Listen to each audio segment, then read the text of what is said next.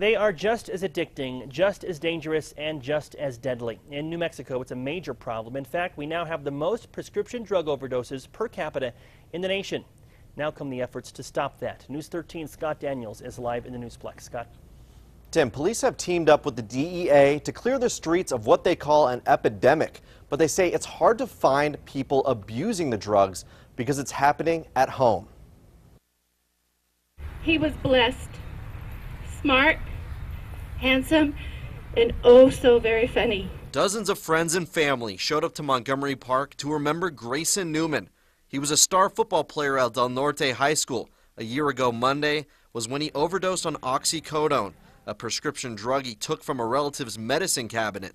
He died in his sleep, found by his mother. That is something that a parent should never ever have to open their kid's door and find. Today, Dana Newman is reminding young ones and their parents that if it could happen to him, it could happen to anyone. She insists Grayson was no addict. One of his friends told me that they had done some pain pills after football season.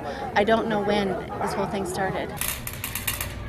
Police say it's a slippery slope. Albuquerque police want people to dispose of their drugs properly because they've seen a rise in kids taking pills and treating them like street drugs. They're using those, they're crushing them up, they're snorting them, they're taking them, they're selling them to their friends. They say take them back to the pharmacies when you're done with your dosage, and doctors agree. Deputy State Epidemiologist Dr. Michael Landon says the prescription drug monitoring program is a good start to limit the amounts of drugs from lying around the bathroom. We need physicians to use that program.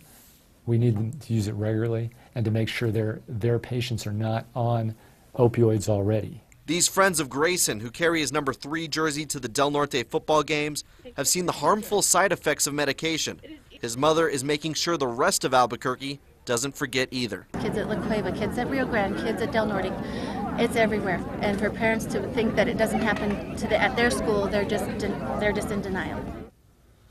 Police say the penalties for selling prescription drugs are strong, a felony for selling narcotics and another felony for fraud if the prescription was forged. Tim, back to you.